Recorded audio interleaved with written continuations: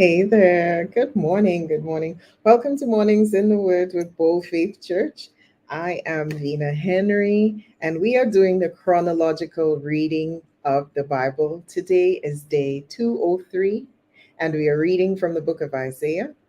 We'll be reading chapters 28 to 30. We are here every Monday through Friday at 7 a.m.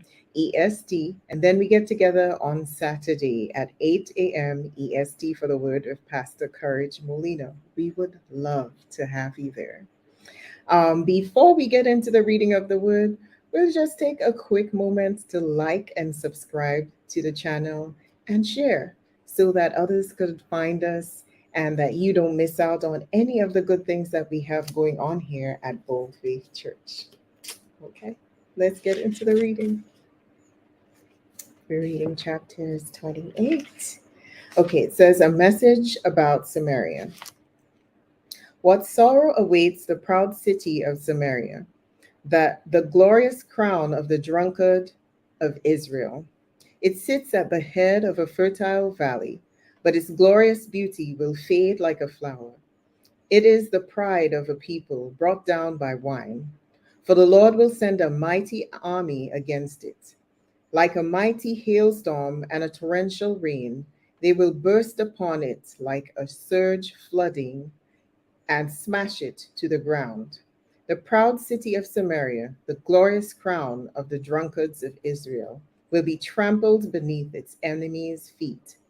It sits at the head of a fertile valley, but its glorious beauty will fade like a flower. Whoever sees it will snatch it up, as an early fig is quickly picked and eaten. Then at last the Lord of heaven's armies will himself be Israel's glorious crown. He will be the pride and joy of the remnant of his people.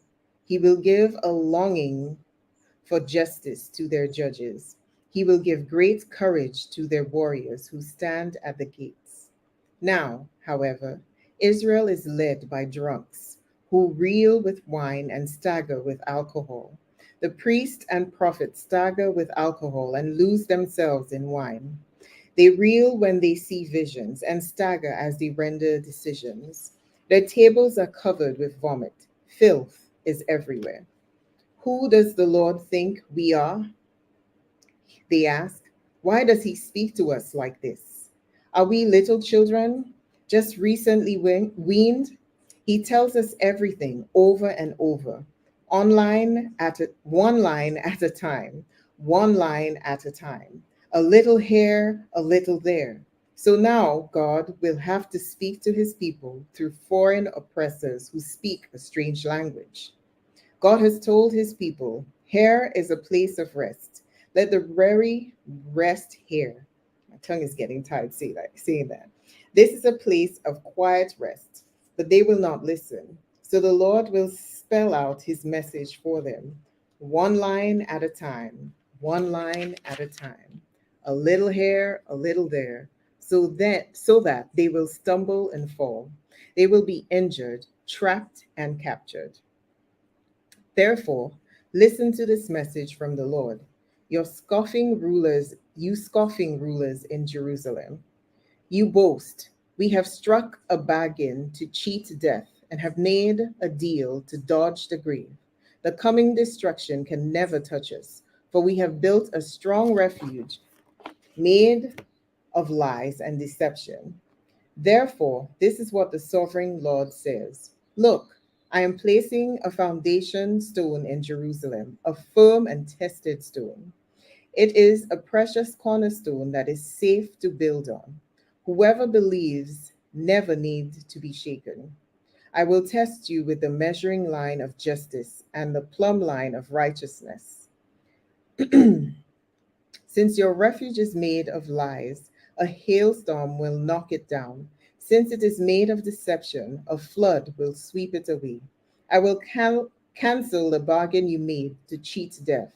I will overturn your deal to dodge the grave. When the terrible enemy sweeps through, you will be trampled into the ground. Again and again, that flood will come, morning after morning, day after day, until you are carried away. This message will bring terror to your people. The bed you have made is too short to lie on. The blankets are too narrow to cover you. The Lord will come as he did against the Philistines at Mount Perazim and against the Amorites at Gibeon. He will come to do strange things. He will come to do an unusual deed. For the Lord of heaven's armies, have plainly said that he is determined to crush the whole land, so scoff no more, or your punishment will be even greater. Listen to me. Listen and pay close attention. Does a farmer always plow and never sow? Is he forever cultivating the soil and never planting? Does he not finally plant his seeds like black cumin, wheat, barley, emmer, emmer wheat, each in its proper way and each in its proper place? The farmer knows just what to do, for God has given him understanding. A heavy sledge is never used to thresh black cumin. Rather, it is beaten with a light stick. A threshing wheel is never rolled on cumin. Instead, it is beaten lightly with a flail. Grain for bread is easily crushed, so he does not keep on pounding it. He threshes it under the wheel of a cart, but he doesn't pulverize it. The Lord of heaven's armies is a wonderful teacher, and he gives the farmer great wisdom. What sorrow awaits Ariel, the city of David? Year after year you celebrate your feast, yet I will bring disaster upon you, and there will be much weeping and sorrow.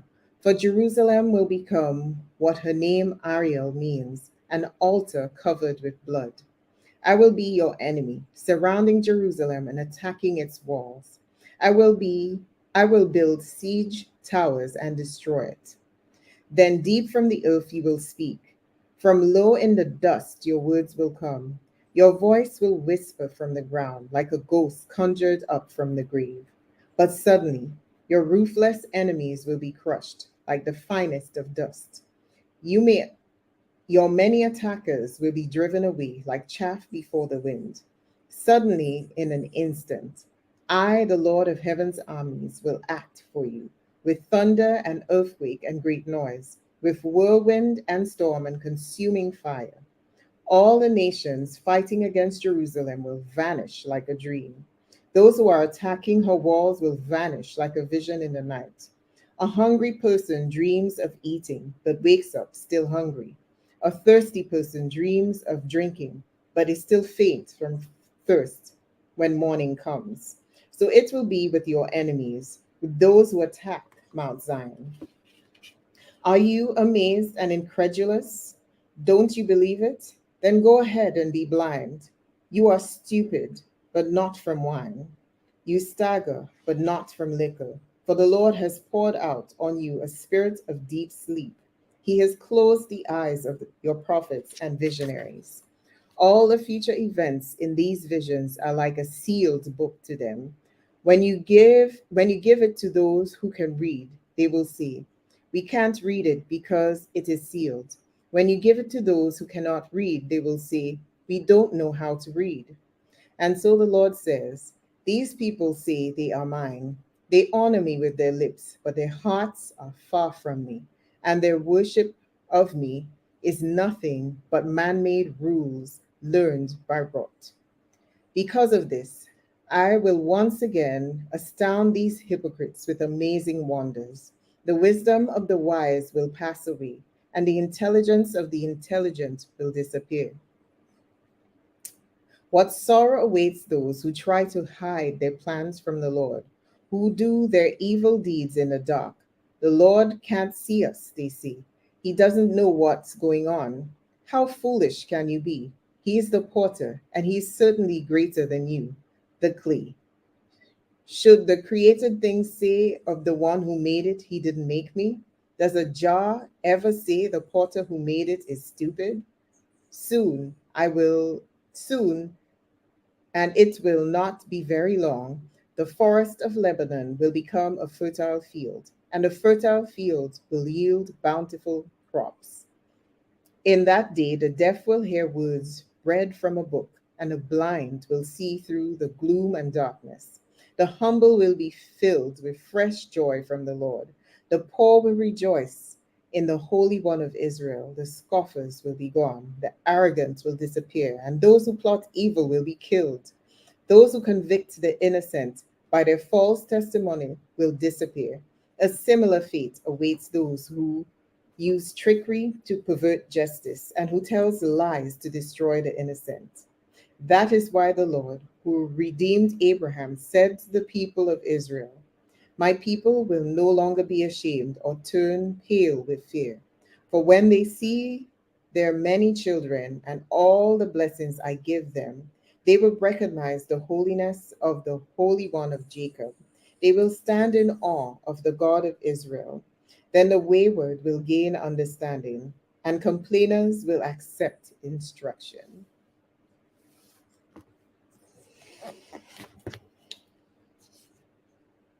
That is it for today's reading. Till next reading, till tomorrow. Bye.